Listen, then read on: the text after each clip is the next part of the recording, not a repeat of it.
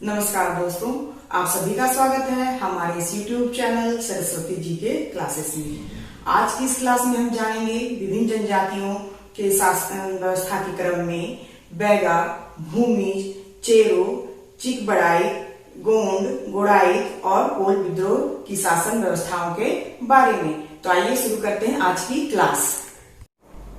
आज जिस जनजाति की शासन व्यवस्था के बारे में हम सबसे पहले चर्चा करेंगे वो है बैगा जनजाति की शासन व्यवस्था।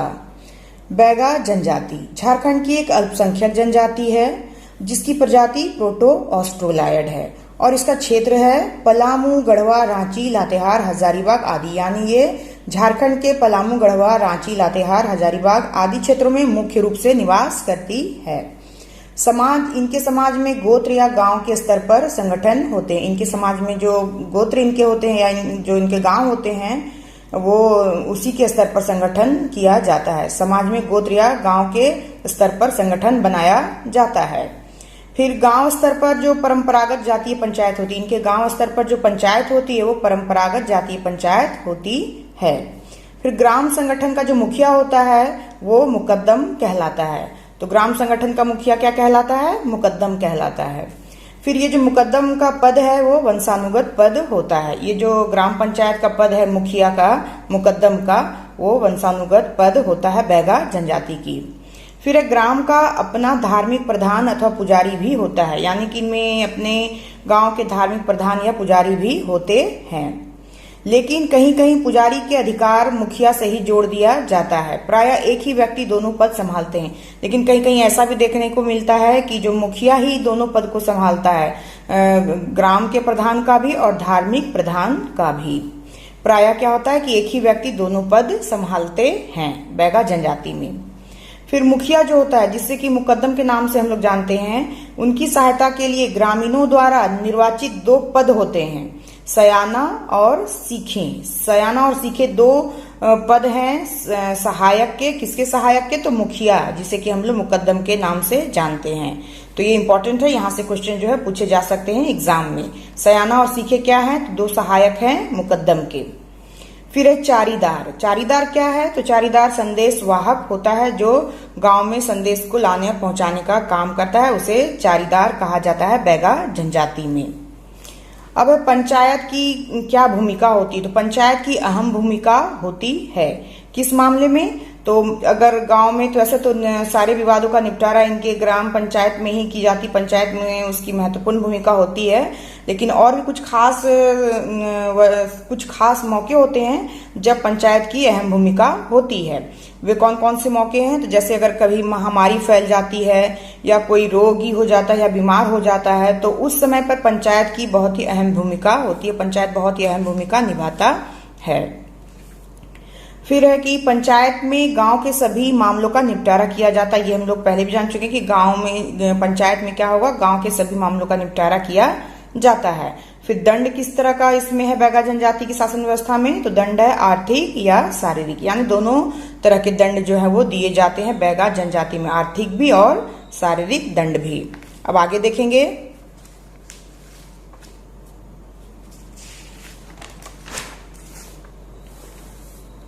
पंचायत के निर्णय सभी को मान्य तथा उल्लंघन करने वाले को गांव से बहिष्कृत किया जाता है। अब क्या है कि पंचायत सभी विवादों का निपटारा करती है, तो पंचायत के जो निर्णय होंगे वो सभी को मान्य होंगे, यानी सभी को मानना ही पड़ेगा। यदि कोई उसका उल्लंघन करता है तो उसे क्या किया जाता है? उसे गांव से बहिष्कृत किया जाता है, यानी उसको ये सजा दी जाती है कि उसे गांव से बहिष्कृत कर दिया जाता है। गांव देवता की पूजा तथा अन्य सामाजिक कार्यों में पंचायत सहयोग एवं सहायता करती है। अब क्या है कि अहम भूमिका तो निभाती ही है महामारी या बीमारी में, लेकिन अगर गांव देवता की पूजा तथा अन्य सामाजिक कार्य भी होते हैं तो पंचायत जो है उसमें सहयोग करता है और सहायता भी करता है बैगा जनजाति की पंचायत शासन व्यवस्था। अब हम जानेंगे भूमिज जनजाति की शासन व्यवस्था के बारे में कुछ महत्वपूर्ण बातें। भूमि जनजाति को जनजाति का हिंदू संस्करण कहा जाता है। भूमि जनजाति को क्या कहा जाता है? तो हिंदू जाति का हिंदू संस्करण कहा जाता है। इंपॉर्टेंट लाइन है, यहाँ से क्वेश्चन पूछा जा सकता है कि हिंदू संस्करण किस जनजाति का हिंदू संस्करण किस जनजाति को कहा जाता है? तो भूमि जनजाति को। फिर इसका क्षेत्र जो जहां ये निवास करती है मुख्य रूप से वो है सिंहभूम, रांची, हजारीबाग, चतरा, कोडरमा, धनबाद, बोकारो, लातेहार, पलामू, दुमका, जामताड़ा, देवघर। यानी इन क्षेत्रों में ये जो भूमिज जनजाति मुख्य रूप से निवास करती है।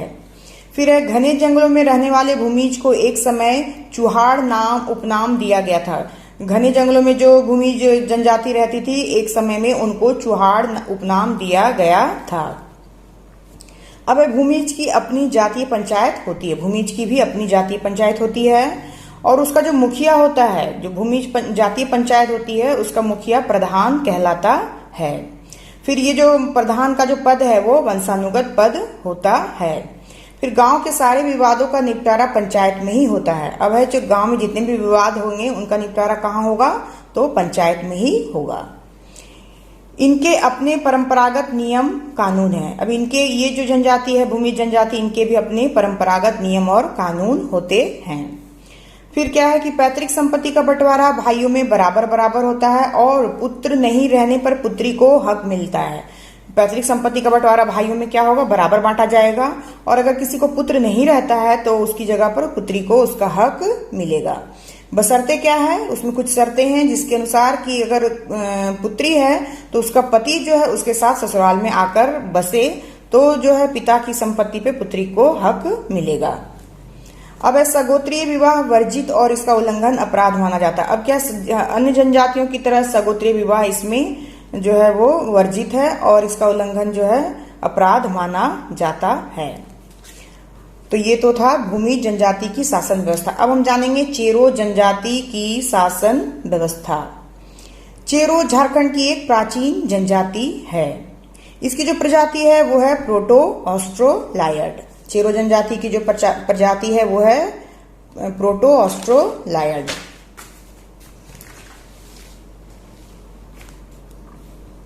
अब है इन्हें 12 हजारी एवं 13 हजारी के नाम से भी जाना जाता है। चेरो जनजाति को 12 हजारी एवं 13 हजारी के नाम से भी जाना जाता है। इसका जो क्षेत्र है, निवास क्षेत्र, वो है लातेहार, पलामू और गढ़वा का क्षेत्र झारखंड में। फिर चेरो जनजाति की अपनी पंचायत होती है। इनकी भी अपनी जाति पंचायत होती है जो गांव, अंचल और जिला स्तर पर काम करती है। यानी ये 3 स्तर पर काम कर रही है, गांव, अंचल और जिला स्तर पर। गांव और अंचल स्तर पर पंचायत का प्रधान मुखिया कहलाता है। यानी गांव और अंचल स्तर पर जो पंचायत होती है उसका जो प्रधान होता है उसे मुखिया कहा जाता है। फिर जिला स्तर पर जो पंचायत है उसके प्रधान को सभापति कहते हैं। चेरो में जो जिला स्तर पर पंचायत है उसके प्रधान को क्या कहा जाता है, तो सभापति कहा जाता है। फिर गांव के विवादों का निपटारा पंचायत में होता है। जिस तरह अन्य जनजातियों में होता है उसी तरह गांव के विवादों का निपटारा इनमें भी पंचायत में ही होता है और पंचायत का जो निर्णय होगा वो सर्वमान्य होगा। फिर निर्णय उल्लंघन करने पर जाति बहिष्कार की सजा का भी प्रावधान है। अन्य जनजातियों की तरह इनमें भी अगर पंचायत के निर्णय का उल्लंघन कोई व्यक्ति करता है तो उस पर जाति बहिष्कार की सजा का भी प्रावधान किया गया है चेरो जनजाति में। तो ये तो था चेरो जनजाति। अब हम जानेंगे चीक बड़ाइक जनजाति की शासन व्यवस्था के बारे में। ये जो चीक बड़ाइक है झारखंड की एक बुनकर जनजाति, चीक बड़ाइक एक बुनकर जनजाति के रूप में जानी जाती है। हाथों से बने कपड़े का जनक भी कहा जाता है। ये चीक बड़ाइक है, उन्हें हाथों से बने कपड़े का जनक भी कहा जाता है। तो यहाँ से इंपॉर्टेंट क्वेश्चन बनता है कि हाथों से बने कपड़ों का जनक किस जनजाति को माना जाता है, तो चीक बड़ाइक को। फिर इनका जो क्षेत्र है, निवास क्षेत्र, वो है रांची, खूंटी, गुमला, सिमडेगा और लोहरदगा। इन क्षेत्रों में ये मुख्य रूप से निवास करती है चीक बड़ाइक जनजातियां। अपनी जातीय शासन व्यवस्था नहीं पाई जाती। इनमें भी ऐसा देखने को मिलता है कि इनकी जो जातीय शासन व्यवस्था है इनमें नहीं के बराबर होती है। एक गांव में 15-15 परिवारों का निवास स्थल पाया जाता है। यानी एक एक गांव में 15-15 परिवारों का निवास स्थल पाया जाता है और ये मिले जुले गांव में निवास करते हैं। यानी कि इनका अपना कोई खास जातीय गांव नहीं होता है, ये मिले जुले गांव में ही निवास करते हैं और इसलिए मिलीजुली ग्राम पंचायत से ही इनकी समस्याओं का निपटारा होता है।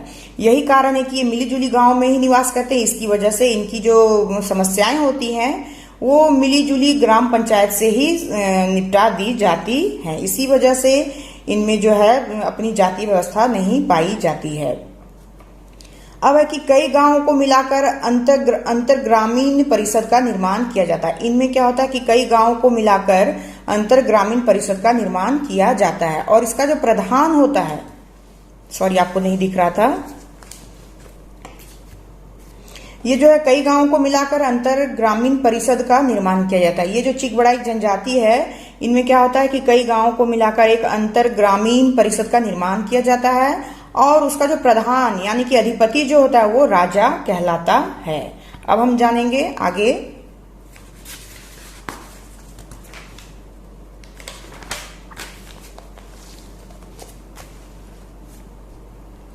अब उसका सहायक यानी अधिपति या राजा जो है उसका सहायक कौन है, तो उसका सहायक है दीवान और पानेर। चिकबड़ाई में जो प्रधान है या अधिपति है राजा, उसका सहायक होता है दीवान और पानरे। ये भी जो है वंशानुगत पद होते हैं। ये चिकबड़ाई की जो शासन व्यवस्था है इसमें भी वंशानुगत पद ही होते हैं। अब अंतर ग्रामीण परिषद में भी सभी विवादों का निपटारा किया जाता है। जो अंतर ग्रामीण परिषद बनाया जाता है कई गांवों को मिलाकर, तो उसमें सभी विवादों का निपटारा किया जाता है। फिर कायदे कानून इनकी रीति रिवाजों पर आधारित होते हैं, जिनको ध्यान में रखते हुए निर्णय दिया जाता है। अब क्या है कि इनके जो कायदे कानून है, इनकी पंचायत के जो कायदे कानून है वो रीति रिवाजों पर आधारित होते हैं और उन्हीं को ध्यान में रखते हुए ही निर्णय दिया जाता है। अब है गंभीर अपराधों के लिए जाति बहिष्कार या कठोर सजा दी जाती है। जो गंभीर अपराध होते हैं उसमें जाति बहिष्कार भी दिया जा सकता है या कठोर से कठोर सजा भी दी जा सकती है। फिर वर्तमान में अखिल भारतीय चिकबड़ाई कल्याण समिति का गठन किया गया। अब क्या वर्तमान में जो चिकबड़ाई जनजाति है उनके विकास के लिए अखिल भारतीय चिकबड़ाई कल्याण समिति का गठन किया गया है। तो ये तो थी चिकबड़ाई की कुछ महत्वपूर्ण बातें जो एग्जाम में पूछे जा सकते हैं। अब हम जानेंगे गोंड जनजाति की शासन व्यवस्था के बारे में। गोंड के हर गांव में गोंड जाति पंचायत होती है। गोंड के हर गांव में गोंड जाति पंचायत जो है वो देखने को मिलती है। प्रत्येक परिवार का मुखिया पंचायत का सदस्य होता है। अब क्या जितने भी परिवार होंगे और उनका जो मुखिया होगा वो पंचायत का सदस्य होगा।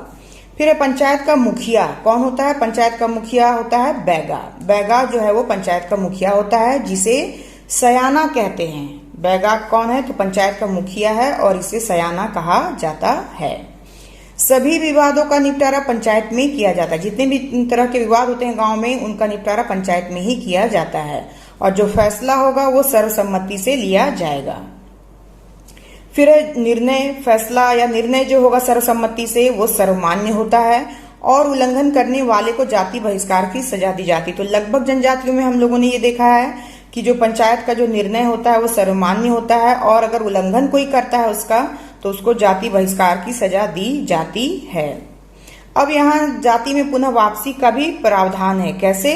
तो जाति भोज देने या क्षमा मांग तथा क्षमा मांग यानी क्षमा मांगते हुए जाति भोज देने पर पुनः समाज में वापसी का भी प्रावधान है। यानी किसी को अगर जाति बहिष्कार की सजा हो गई है तो वो क्षमा याचना के साथ अगर जाति भोज कराता है तो उसे जो है समाज में वापसी दी जा सकती है। यानी पाप का प्रायश्चित जैसे होता है वैसे यहाँ पे एक नियम बनाया गया है। अब हम जानेंगे गुड़ाई जनजाति की शासन व्यवस्था के बारे में। गुड़ाइत मिले जुले गांव में छिटपुट रूप से बसे हुए हैं। गुड़ाइत क्या है? मिले जुले गांव में छिटपुट रूप से बसे हुए हैं। कोई संगठित पंचायत इनकी नहीं होती है, फिर भी क्या होता है? जाति पंचायत इनमें होती है। माने संगठित पंचायत तो देखने को नहीं मिलता है लेकिन जाति पंचायत इनकी अपनी होती है जाति आधार पे। जातीय झगड़े विवाद वरिष्ठ व्यक्तियों की समिति द्वारा सुलझाए जाते हैं। अब क्या जितने भी जातीय झगड़े होंगे या विवाद होंगे वो किसके द्वारा सुलझाए जाएंगे? तो जो जाति पंचायत होती है उसके जो वरिष्ठ व्यक्ति होते हैं उनके द्वारा ये झगड़े सुलझाए जाते हैं।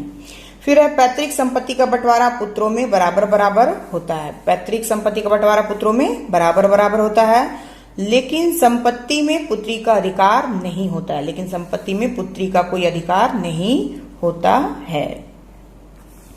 अब तलाक एवं विधवा विवाह के मामलों में पंचायत सहमति या असहमति की स्वीकृति प्रदान करता है। तलाक और विधवा विवाह का अगर मामला होता है तो उसमें पंचायत जो है वो अपनी सहमति या असहमति की स्वीकृति जो है वो देता है। कुछ गंभीर अपराधों जैसे डायन बिसाही के लिए समाज बहिष्कार की भी सजा दी जाती है। कुछ गंभीर अपराध जो इनके हिसाब से होते हैं जैसे कि डायन या बिसाही का अगर आरोप किसी के ऊपर है या उसके ऊपर दोषारोपण किया गया है या उसका दोष किसी तरह से सिद्ध हो गया है तो उसके लिए उन्हें समाज से बहिष्कार कर दिया जाता है। जिनके ऊपर ये आरोप होता है या आरोप किसी तरह से उनको लगता है कि ये आरोप सही है, तो उनका समाज से बहिष्कार कर दिया जाता है। तो ये थे गोंडाई जनजाति से संबंधित कुछ महत्वपूर्ण बातें। अब हम जानेंगे कोल जनजाति की शासन व्यवस्था। आज की ये अंतिम जनजाति है आज के लिए। कोल जनजाति जो है वो 32वीं झारखंड में 32वीं जनजाति के रूप में मान्यता इनको मिला है 2003 में। कोल जनजाति को 32वीं जनजाति के रूप में मान्यता कब मिला है? तो 2003 में मिला है। इसकी जो प्रजाति है वो है प्रोटो ऑस्ट्रोलायड। प्रोटो ऑस्ट्रोलायड है किसकी प्रजाति? कोल की। फिर इसका जो क्षेत्र है, निवास क्षेत्र, वो है दुमका, देवघर, गिरिडीह आदि क्षेत्र। यानी दुमका, देवघर, गिरिडीह मुख्य रूप से हैं और भी कुछ क्षेत्रों में कोल जनजाति पाई जाती है। फिर है कि राजनीतिक चेतना का पूर्णतः अभाव देखा जाता है। कोल जनजातियों में राजनीतिक चेतना का पूर्णतः अभाव देखा जाता है। परंपरागत पंचायत प्रचलित है। इनमें भी परंपरागत पंचायत जो है वो प्रचलित है, जिसका मुखिया मांझी होता है। मुखिया को क्या कहते हैं कोल जनजाति में? तो कोल जनजाति में मुखिया को मांझी कहा जाता है। पंचायत में सारे जातीय, सामाजिक एवं आपसी विवादों का निपटारा किया जाता है। पंचायत में जितने भी जातीय विवाद होंगे या सामाजिक विवाद होंगे या जो आपसी विवाद होंगे, उन सभी का निपटारा किया जाता है। फिर है कि पंचायत का निर्णय जो है वो प्रायः मान्य होता है। हर जनजाति की तरह इनमें भी जो है पंचायत का निर्णय जो है वो प्रायः मान्य होता ही है। तो ये थे आज के कुछ जनजातियों की शासन व्यवस्था के महत्वपूर्ण तथ्य जो एग्जाम पॉइंट ऑफ व्यू से इम्पोर्टेंट थे, और इसलिए मैंने इसे यहाँ पे मेंशन किया है और आप लोगों को बताया है। और कुछ जनजातियां जो अभी हमारी बची हुई हैं उनको हम नेक्स्ट क्लास में कवर करेंगे। तो आज के लिए बस इतना ही। नेक्स्ट क्लास में हम आपसे फिर मिलते हैं। तब तक के लिए धन्यवाद। जय हिंद, वंदे मातरम।